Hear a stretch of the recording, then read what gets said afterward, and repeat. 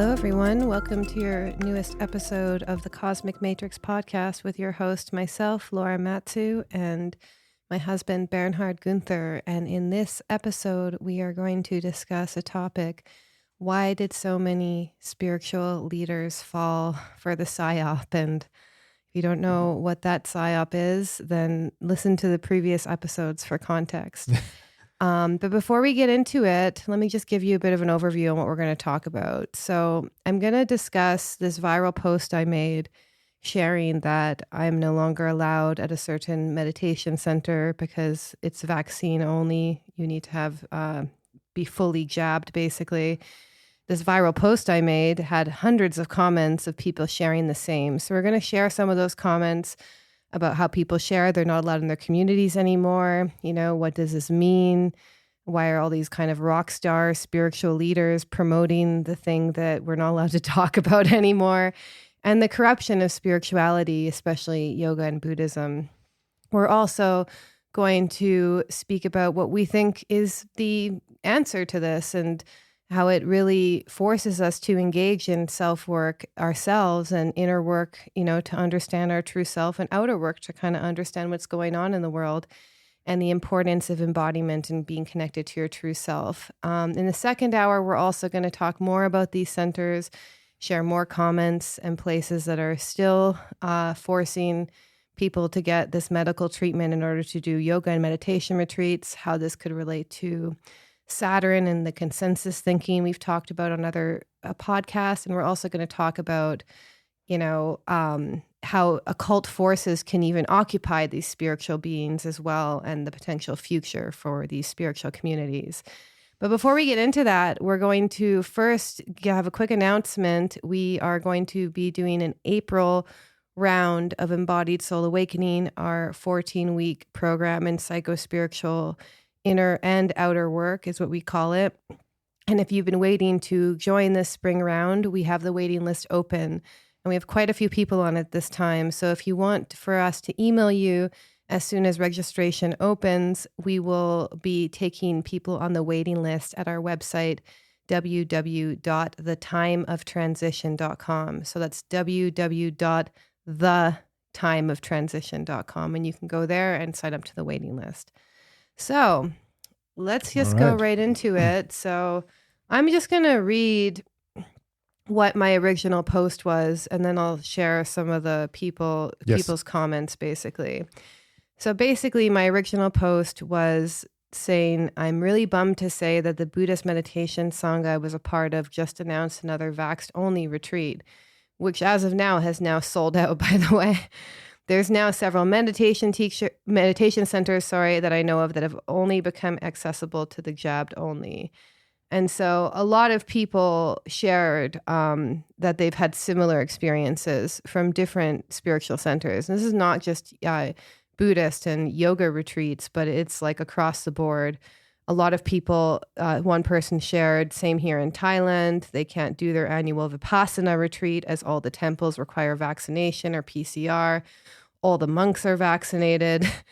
So Someone said monks are Smith agent Smiths, as much as most of the vax. I mean, that's very interesting because remember, the Dalai Lama actually came and publicly supported the vax and even got pictures of himself. Not only picture, there's a video of him literally getting the jab by a nurse. And while he's getting the jab, he says it's very important for everybody to get this medical treatment as well because of the dangerous situation and to prevent other dangers. So he encouraged everyone to get it as well. So that's probably why, also on the side note, a lot of the Buddhist communities, you know, require the jab as well because of his influence.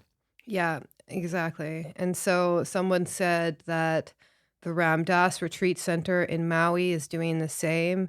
I've heard actually, I think I've heard that the Ram Dass Retreat Center isn't asking it for any more, but they were at one point. And I've also heard in general that a lot of spiritual centers in Hawaii are really enforcing it still, which is interesting. Yeah. And then, someone commented that they've been to a few Zen centers in the past and they couldn't believe the gene theory requirements. Someone even said, even the renowned trauma and meditation teacher, Thomas Hubel, his retreat info says they reserve the right to give spaces on retreats first to the people who are vaccinated. Wow.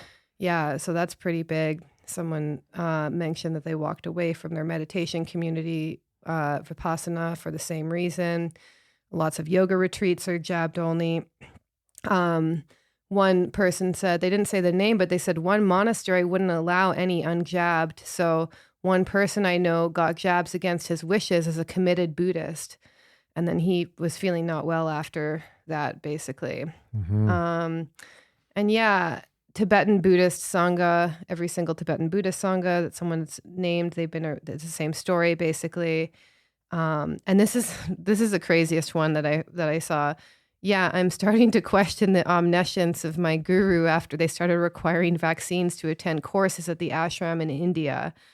That's a really interesting comment because I can relate to that, actually, because I think that a lot of us have these kind of positive projections around spiritual teachers, spiritual centers, and it does call into question, like, are they, like, how could they be forcing something like this and be so enlightened is a real question, right? Yeah, exactly. And that's why we want to do this episode in particular right now for two different reasons. Number one, there seems to be definitely a weird paradox, oxymoron of spiritual leaders, spiritual practitioners, people in the wellness industry, yoga, Buddhism, name it, are requiring the jab for retreats, even for yoga classes. I know some studios in LA still require the jab for people to participate in yoga classes and all that. It's all across the board. So there's that, number one. And also because now it's almost 3 years later, yeah, I would have maybe somehow understood it being taken over, the social pressure and all of that and fear, maybe at the beginning. Yeah, especially since lots of them are nonprofits and they rely on government funding. Exactly, all of that. But now 3 years later and more has coming out, especially, I don't know if anybody's on Twitter, but you think of Elon Musk, whatever you may, wish. But there's definitely, you can talk about everything now on Twitter without being censored. So on Twitter, the past few months, definitely also with the Twitter files and more information, all the doctors are back on Twitter who were questioning the vaccine or pointing out the dangers of the vaccine. They're back on Twitter. So there's a lot of information coming out about vaccine injuries, vaccines deaths, not conspiracy theory anymore, but fact. But obviously the mainstream media is still denying it, calling it just conspiracy theory. And some people are completely, lost in their rational, intellectual mind and will justify anything. Best example, Sam Harris recently. He has left Twitter, but a video came out where he was even like, kind of basically, when you're really objective and rational and reason have conscience, you have to admit that something is off with the vaccines and, things are not as going as they were supposed to go. They told us to go.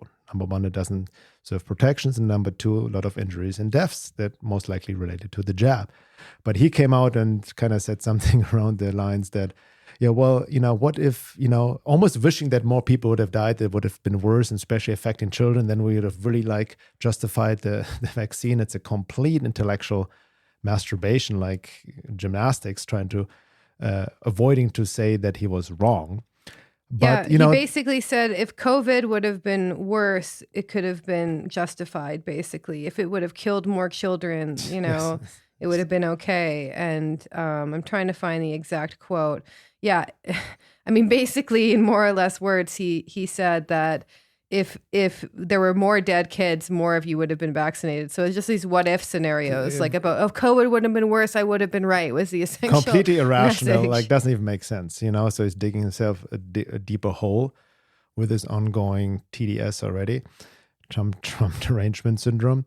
But anyway, so there's this oxymoron paradox, and people that's why I think your post was so viral and got so much attention, because a lot of people are not only confused, disillusionment, but angry and sad and kind of what the F is going on. Yeah. Right. And it kind of it's almost like a litmus test and about what's going on in the world. But going back to this comment you just read about this guy being disillusioned by his guru, right? Yeah. Thought he was omniscient. Yeah. But there's a difference also between spiritually enlightenment and being omniscient. Omniscient means all knowing, right? And I think that's why it's key in this world we're in right now to engage in inner and outer work. Outer work meaning also understanding how the work operates, doing more research, understanding how we've been lied to by the allopathic medical mafia cartel and all of that, and really understand how the matrix work, which was our recent episode, in conjunction with the inner work, obviously, psychologically, spiritually, and so forth, right? And I think a lot of these so-called spiritual leaders were hooked into that, for various reasons. I think one main thing is because of a lot of the spiritual leaders, they have spiritual organizations, these spiritual communities.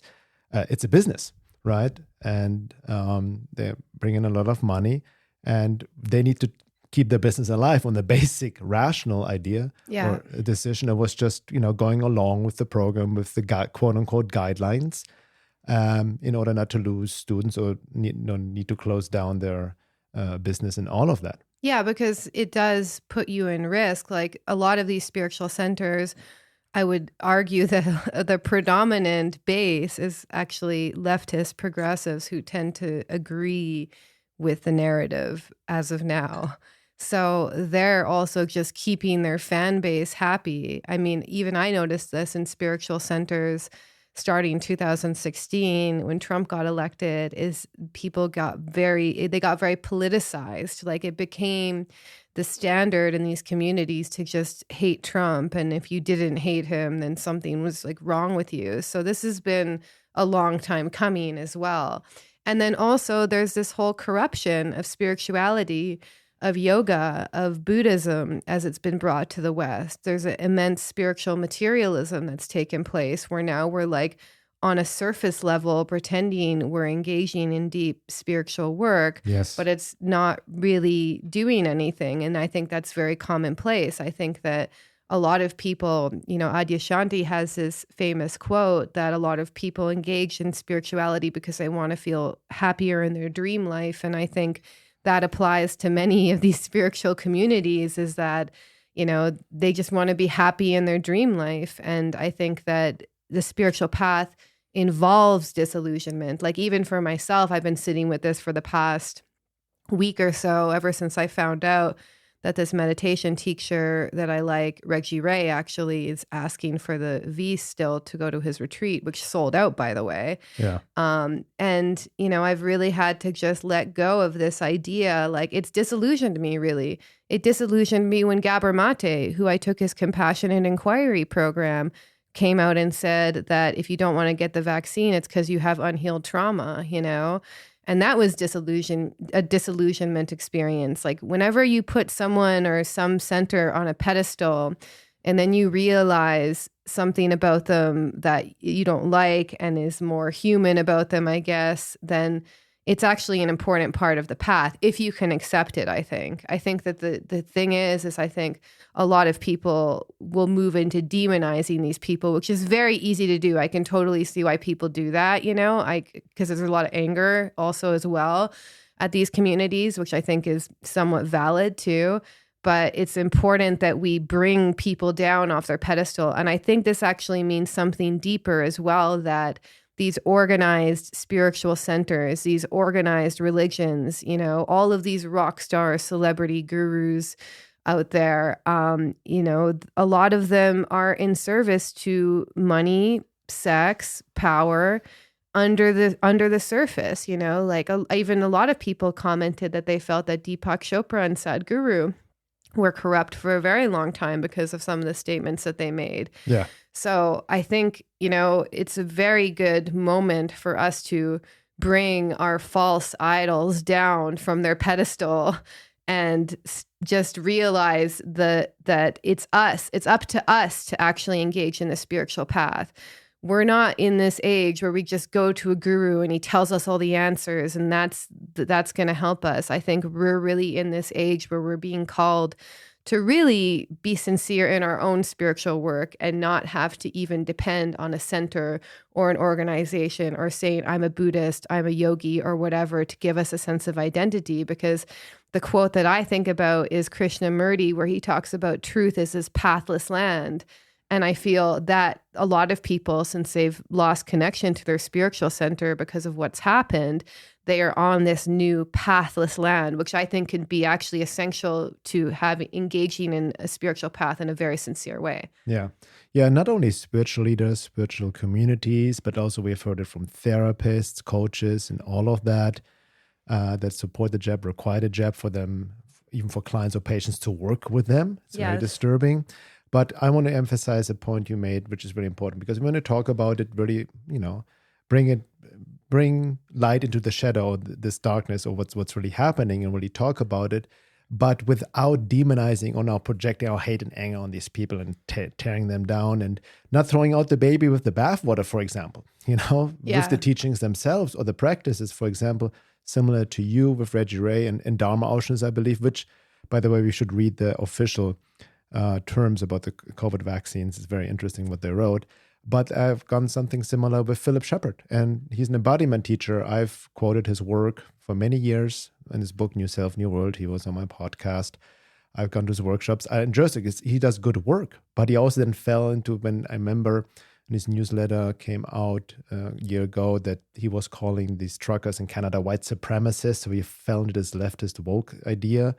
That anything questioning the official narrative is white supremacy. Which is literally what Justin Trudeau said, by the way, which is a red flag. Yeah, it's sad. And then also I know some people who have turned on to his work, who went actually to his retreats, to his program to become an embodiment facilitator or teacher. And they were not able to go to finish the program because the places where he was hosting them required the jab. Yeah, and like to literally go through an embodiment course or a yoga retreat and have to take this medical treatment. It's the huge oxymoron, and that they couldn't finish. And there's obviously anger, sadness, and all of that. Yeah, and same with me. But I'm saying I still use the practices he teaches within my own practice, embodiment practices, and they work. But it also shows his lack of awareness what's going on in the world. So it's very one-sided. I think people then get too much in a tunnel vision, of just one thing, their own one modality, one career, one spiritual teaching, and just have a tunnel vision on and just go along with the tradition or ideology and stop thinking for themselves. So that's really important, just to point out, that we don't want to throw the baby with the bathwater. Even with the Buddhist tradition or the meditations, they work even from a somatic level. Reggie Ray's meditations are amazing. But it shows that alone by itself doesn't guarantee that you're fully aware of what's going on in the world. Yeah, exactly.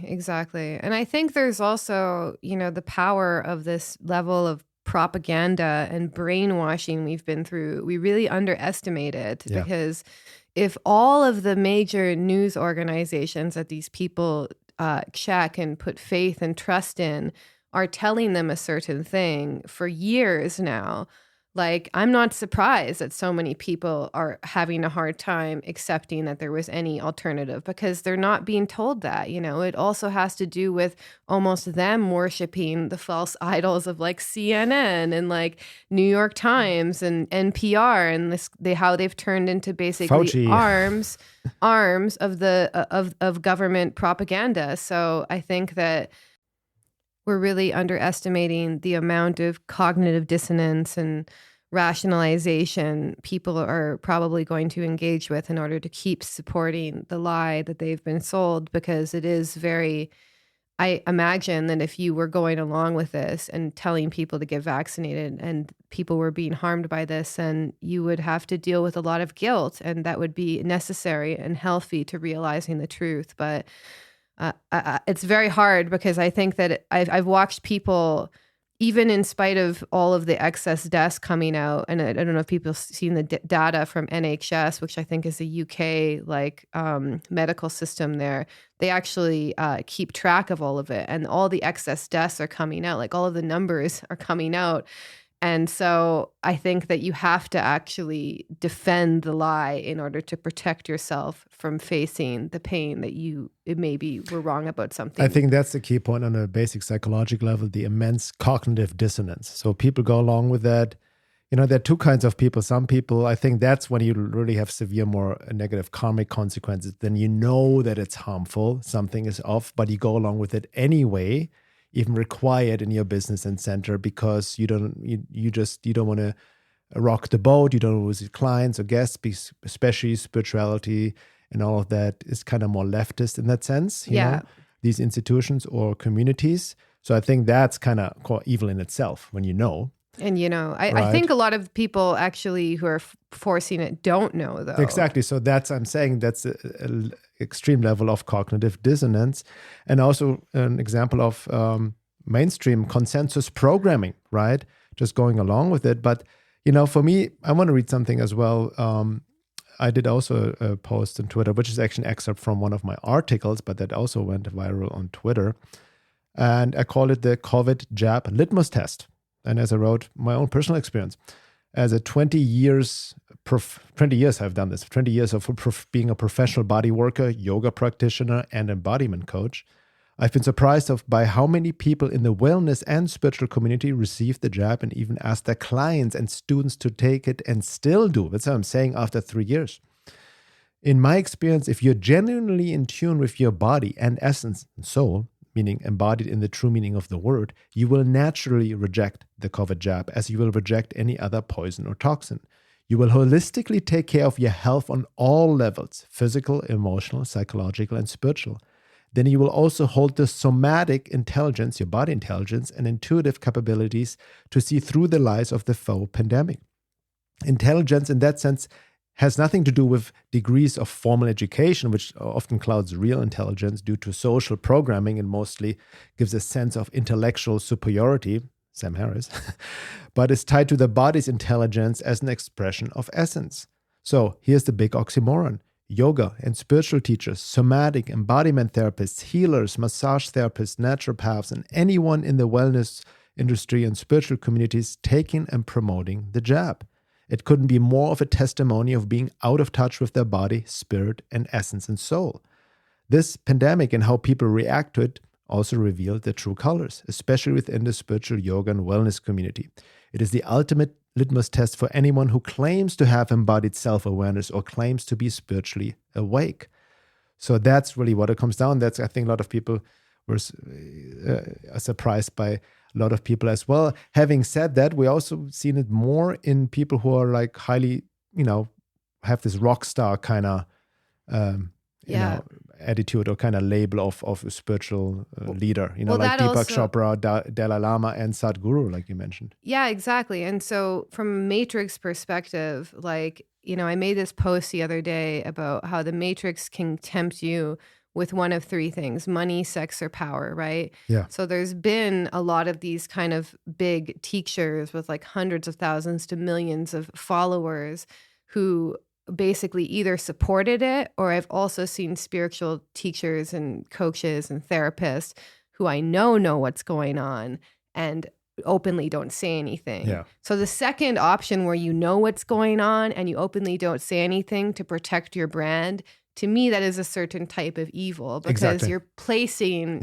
you know something wrong is happening, you're not saying anything. And what I always think about is, imagine in 10, 15 years, hopefully by then the truth comes out, who knows though, but imagine in 10, 15 years, you know, you're reflecting back on this period of your life, or someone, your grandkid or something, ask you like, oh my God, remember when that happened? What did you do? It's like, well, I kept quiet to protect my business, you know, like this is just such a cowardly and I would argue wrong thing to do, like to do, especially when you're in this position where you're presenting yourself as a spiritual teacher or healer or whatever, you know, because I've known quite a few people who I know are very popular in the consensus who know what's going on and they don't say anything. And I have to say, that's a very different circumstance than people who are just heavily brainwashed by this ideology, basically, and are going along with it because they bought into the lie. If you're truly ignorant, you don't know better, you just believe the lies,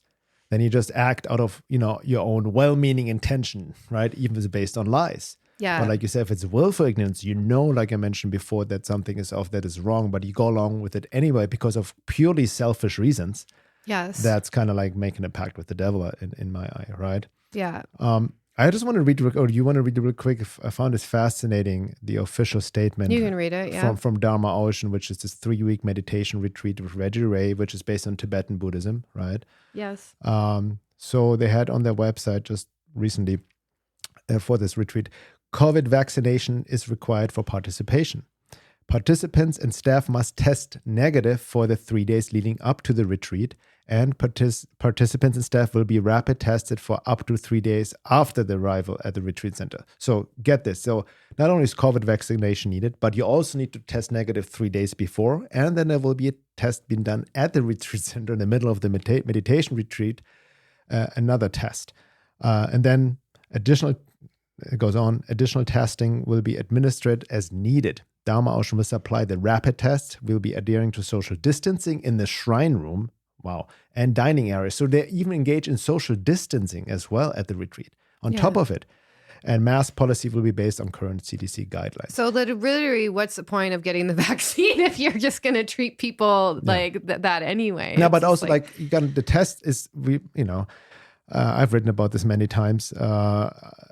The test is useless. These PCR tests, even the inventor of the PCR test himself, I forgot his name, he died recently. He said, this is not for testing about a virus infection, all of that. It's kind of playing Russian roulette, right? You could have a regular flu and it will test positive for COVID and whatnot. Or you could be fine and test positive. So I really want to point this out because a lot of people claim, well, I had COVID because I tested positive. No, just because you tested positive doesn't imply that you had COVID. Yeah.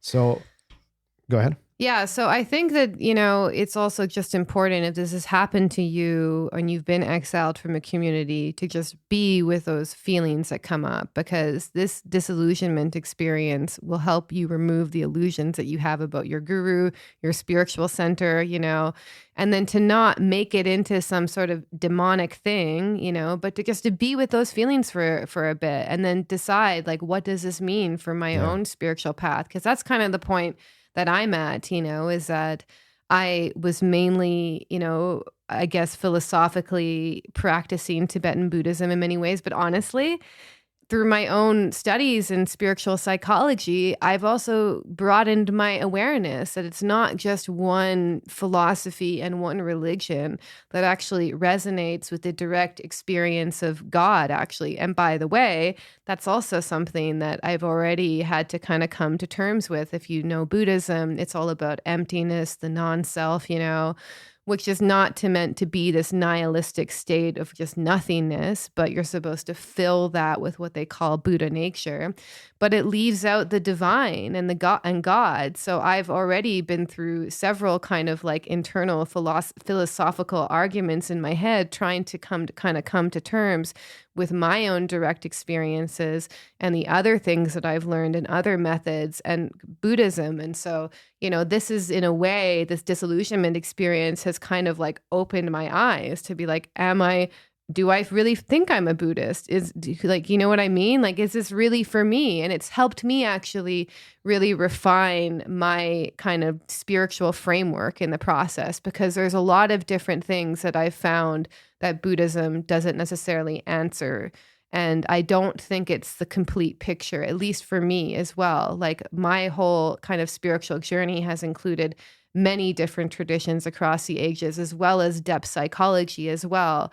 So I think that kind of going through this experience has been really healing for me in my own individuation process, because it's pretty easy to just be okay, I'm a Buddhist now. This is what I believe. And it's all set out for you. And you have all the rules and all the books you can read. And the teachers tell you the same things, But instead, to really engage in spirituality in an individuated way and begin that pathless land and be okay, some things in Buddhism really land for me, and then some things don't actually match up to my direct experience. So it's not about just cherry picking the things that feel good. It's about finding what in there is really true for you, and not just being I'm a Buddhist, I'm a Christian, I'm a yogi, this is what I believe, and putting ourselves in these boxes, which I think is what a lot of these organizations tend to do. Exactly. That ties also into the trap of identification, which I've written about a lot. So, or taking on form of spiritual bypassing, taking on a spiritual identity. Oh, I'm a reborn Christian, or I'm a Buddhist, I'm a whatever. I converted to Islam. I'm this and that, and then finding the community, which in itself can be a trauma response. But also I want to mention a lot of these religions nowadays from the mainstream consensus level are very exoteric, very distorted, even infused by occult forces are taken over, including Buddhism, mainstream Buddhism, right? Yeah. All the big religions, be it mainstream, dogmatic Christianity or Catholicism, all the, the Vatican, the Pope, you can even talk about Islam in that way, or Hinduism. All the major mainstream religions are very have become more exoteric, right? Infused with distortions, where pathology become normalized, infused with occult forces and corruption and deception. Yeah. And that's what we see now. Actually, in that sense, it's actually a positive thing what is happening, because it puts in question organized religion, organized spirituality, organizing truth, and all of these institutions and all of that. Because it kind of reminds me of a parable Krishnamurti shared many, many years ago. And I'm kind of paraphrasing it and summarizing it. And he said that truth and the devil are going on a walk. And truth said to the devil, well, more and more people are becoming aware of truth. What are you going to do about it, devil? It's pretty bad for you. And then the devil said, don't worry, let me help them organize it.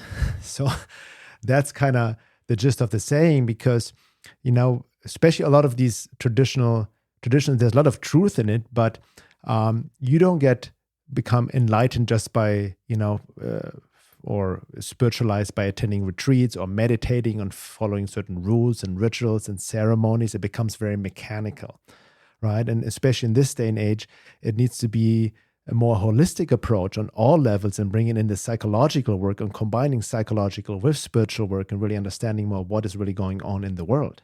Well, the dangerous thing about Vajrayana Buddhism, which is this center in particular who were demanding the vaccine Dharma Ocean, is that it's very well known that, the importance of the guru is central. So you don't get this special Vajrayana activation unless it's given to you by a guru. Okay. And I think that whole model is actually what needs to go, because then so in order to get this activation from Reggie Ray in this case, I would have to get a vaccine. This is you know what I mean? That's actually what's being asked. So I think that, this idea, I think that's the kind of problem I have. I think at the end of the day that I kind of bought into this lie. I mean, I think there's huge value. I find, Hinayana, Mahayana, Vajrayana Buddhism to be all fascinating philosophically. I find that the practices are very useful, but this whole idea that there's this special activation that only can be given to you by a guru, and without it, you're not basically operating at this higher level, I think is fundamentally a lie, Yeah. And there's a lot of these gurus, whether they actually say this explicitly, who kind of have the same attitude, you're in the presence with me, the highly enlightened being, and therefore you're at a more higher level of being. And I'm not saying that when you are in the presence of truly enlightened beings, it can't change you. It definitely can.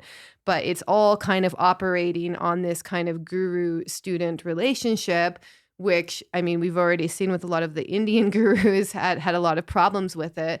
But that being said, I think it's really also important to not throw out the concept of a teacher or guru with the bathwater, because that to me is fundamental to progressing on the path, is having certain teachers. They don't even need to be enlightened actually, but they need to be specialized in whatever it is that you're going through, So I am constantly seeking out different teachers and different modalities that I can learn from. And honestly, at the end of the day, I don't really care about their politics. I probably wouldn't engage in their groups too much if they were pushing a certain narrative, but I'm there to learn from them. And I think we kind of have to have this more open mind to teachers, where we're kind of put them down, take them down from their pedestal, see them as humans, be able to learn what we can from them, and stop thinking that some great enlightened being is just going to help us, save us on the path, because that's not, I don't think it's going to work like that anymore.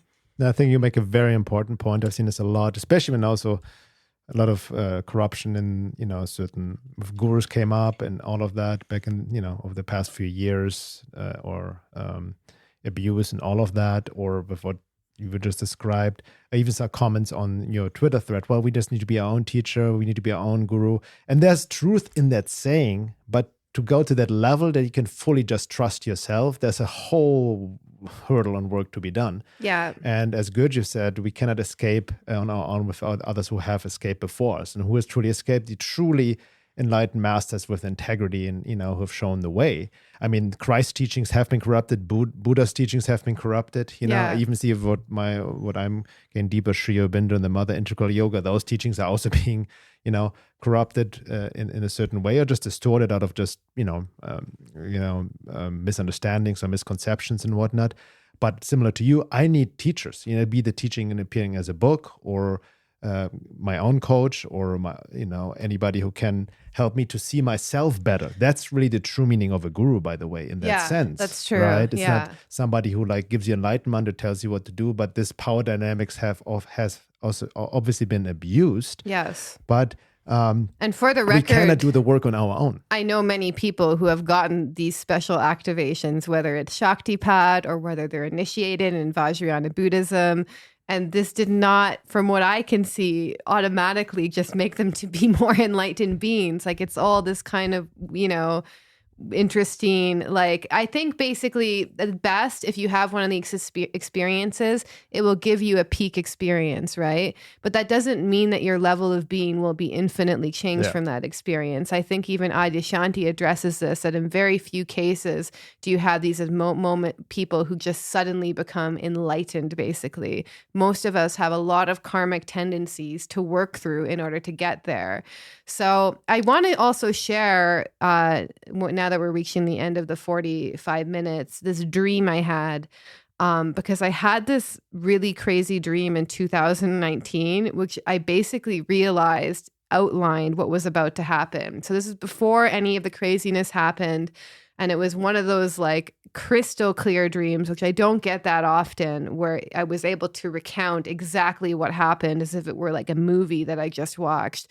And so I had this dream in 2019, and I shared about it on Facebook, and I'll kind of give the abbreviated version.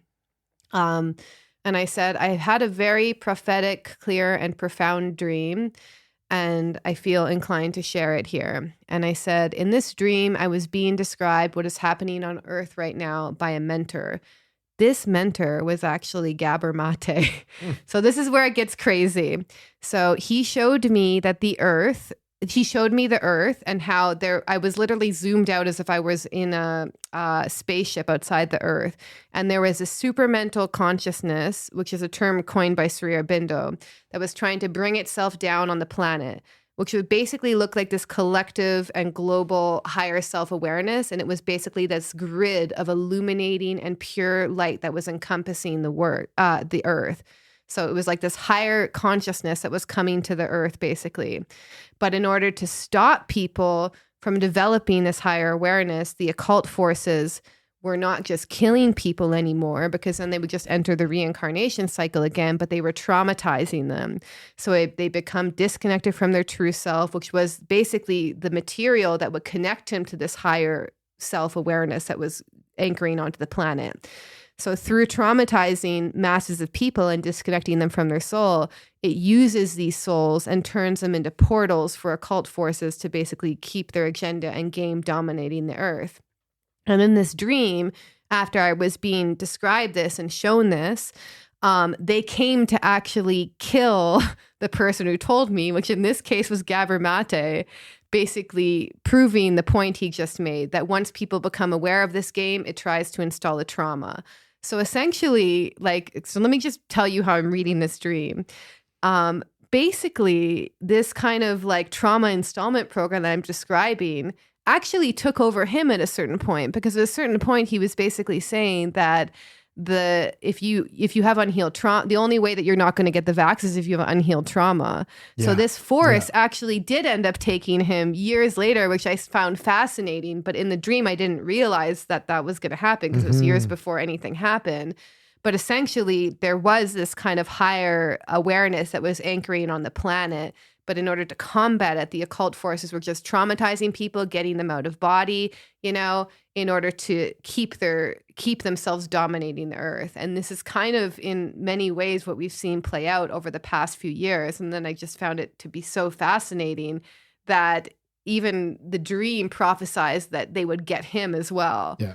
So that's the key point, how it's operating on the bigger picture perspective. We have talked about this before. I think we have even, excuse me, we even have a dedicated podcast episode on this trauma about the Matrix Trauma Installment Program, because that's how it works. Even the powers that be on the 3D level, right? They understand psychology and trauma from an MK Ultra perspective. In order to control people, to program people, you need to traumatize them first. What does it mean to traumatize people? It's like a shock and awe program that on an occult or spiritual level dislodges the soul from the body. It's soul fragmentation, right? And everybody's traumatized to varying degrees. Hence, we're disconnected from self. That's why trauma work is about, retrieving the parts, become whole again. It's kind of the shamanic descent, so to speak, or what is it called in shamanism?